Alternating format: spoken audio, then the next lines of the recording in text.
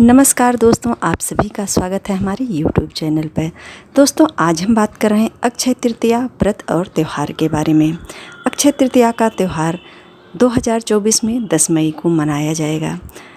इस त्यौहार को मनाने के पीछे क्या है हमारी पौराणिक मान्यताएं, पौराणिक कथाएं और पौराणिक जो है महत्व। आज हम इन सभी विषयों पर चर्चा करेंगे, तो आप एंड तक हमारे वीडियो में ज़रूर बने रहिएगा। देर करते ना हुए हम चलो वीडियो की शुरुआत करते हैं। अब हम जानते हैं अक्षय तृतीया का त्यौहार हमारे कौन कौन से पुराणों में इसका वर्णन किया गया है और क्यों ये दिन इतना खास है। भविष्य पुराण के अनुसार इस तिथि की युगादि तिथियों में गणना होती है। सतयुग और त्रेता युग का इसी दिन प्रारंभ हुआ था। भगवान विष्णु ने नर नारायण, हयग्रीव और परशुराम जी का अवतरण भी इसी तिथि को हुआ था।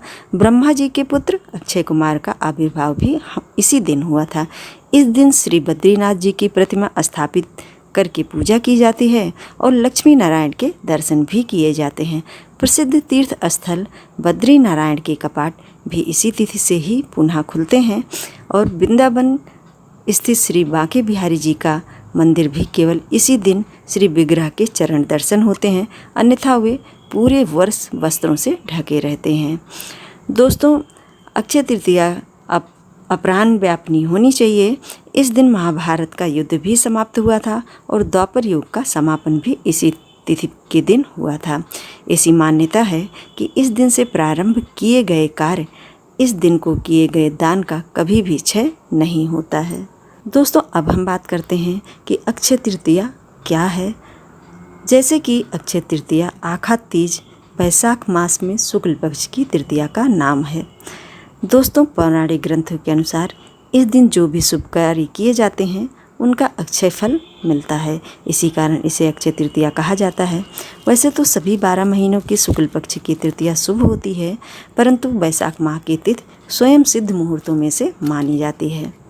दोस्तों, वैशाख माह के शुक्ल पक्ष की तृतीया तिथि 10 मई 2024 को सुबह 4:17 पर शुरू होगी और 11 मई 2024 को सुबह 2:50 पर समाप्त होगी। इसके अलावा अक्षय तृतीया की पूजा के लिए शुभ मुहूर्त जो है 10 मई की सुबह में 5:33 से लेकर 12:18 तक रहेगा। दोस्तों, अक्षय तृतीया अपने में सर्वसिद्ध मुहूर्त के रूप में जानी जाती है। इस दिन किया गया कोई भी कार्य वो अक्षय पुण्यदायी माना गया है।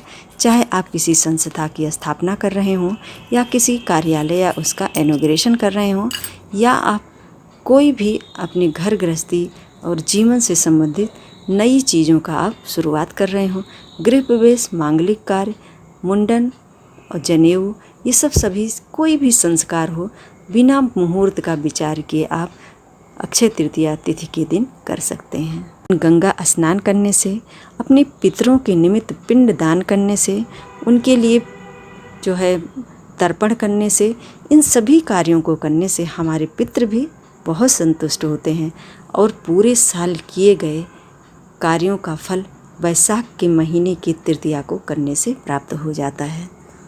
दोस्तों, अक्षय तृतीया के दिन ब्रह्म मुहूर्त में उठकर आपको अपने घर के जल में गंगा जल डालकर स्नान करना चाहिए, या किसी गंगा के घाट पे जाकर के भी आप स्नान ध्यान कर सकते हैं।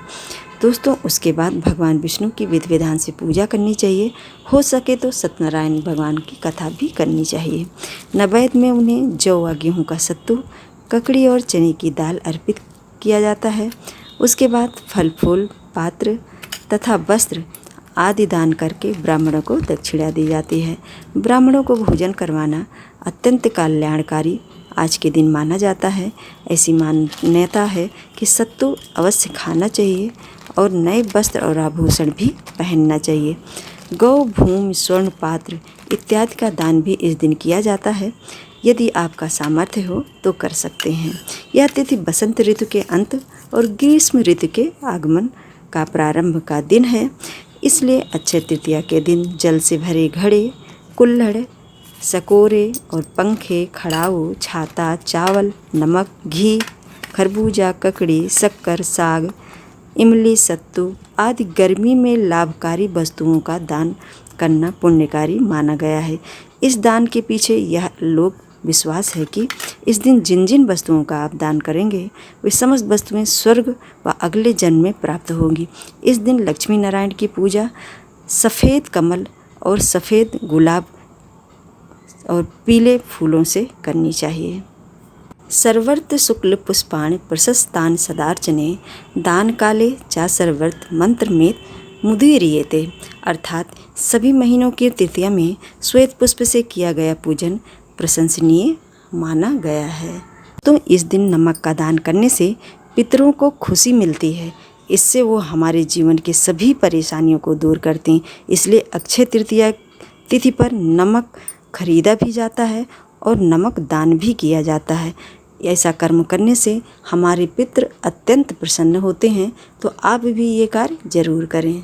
दोस्तों, स्कंद पुराण और भविष्य पुराण के अनुसार वैशाख शुक्ल पक्ष की तृतीया तिथि को रेणुका के गर्भ से भगवान विष्णु के छठे अवतार परशुराम जी का जन्म हुआ था। दक्षिण भारत में परशुराम जयंती के रूप में ये दिन मनाया जाता है और मंदिरों में, घरों में लोग इनकी कथा का अनुसरण भी करते हैं। दोस्तों, दक्षिण भारत में परशुराम जयंती के दिन सौभाग्यवती स्त्रियां और कुंवारी कन्याएं जो हैं गौरी पूजा करके मिठाई, फल और भीगे हुए चने बांटती हैं। गौरी पार्वती की पूजा करके धातु या मिट्टी के कलश में जल, फल, फूल, तिल, अन्न आदि देकर वो दान करती हैं। तो अक्षय तृतीया को महाभारत काल से भी जोड़कर देखा जाता है। ऐसा माना जाता है कि ऋषि वेद व्यास जी के कहने पर भगवान श्री गणेश ने महाभारत की कथा लिखनी शुरू की थी। इतना ही नहीं, इस ग्रंथ की कथा भी कहती है कि भगवान श्री कृष्ण ने पांडवों को एक अक्षय पात्र दिया था जो कभी खाली नहीं होता था। इसके कारण ही पांडवों को अन्न की कमी कभी महसूस नहीं हुई थी। अक्षय तृतीया को भगवान श्री कृष्ण और सुदामा जी के चरित्र से भी जोड़कर देखा गया है। जब भगवान श्री कृष्ण से मिलने के लिए सुदामा जी दरबार में आए थे तो केवल एक मुट्ठी चावल वो लेकर आए थे। दोस्तों, भगवान श्री कृष्ण ने सुदामा को किसी राजा की तरह रखा और सुदामा इस आदर से इतना प्रसन्न हो गए कि वो श्री कृष्ण से कुछ मांग ही नहीं पाए। पर जब वो वापस पहुँचे तो पाया कि उनकी छोटी सी झोपड़ी एक महल में बदल गई है। उन्होंने भगवान श्री कृष्ण से बिना मांगे ही बहुत कुछ पा लिया। प्रसंग आता है दोस्तों देवी अन्नपूर्णा के जन्म दिवस के रूप में। जैसे कि अक्षय तृतीया के दिन ही माँ अन्नपूर्णा का जन्म हुआ था और माँ अन्नपूर्णा देवी पार्वती की ही अवतरण थी जो भूखों को खाना खिलाती थी। जब भगवान शिव एक भिखारी की शक्ल में देवी के पास खाना मांगने के लिए आए थे तो देवी अन्नपूर्णा ने खुद भगवान शिव को खाना खिलाया था। दोस्तों, चौथा प्रसंग आता है कुबेर से संबंधित। कहते हैं कुबेर का खजाना कभी भी खत्म नहीं होता है। उन्हें स्वर्ग के अधिकारी के रूप में जाना जाता है। ऐसा माना जाता है कि शिवपुरी के मंदिर में भगवान शिव की आराधना के बाद कुबेर को इसी दिन अपनी सारी संपत्ति मिली थी। इस दिन ही देवी लक्ष्मी को भी संपत्ति की देवी बनाया गया था और कुबेर और लक्ष्मी को संपत्ति का रखवाला बनाया गया था।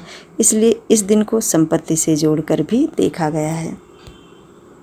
अक्षय तृतीया के दिन माँ गंगा की कहानी भी प्रचलित है।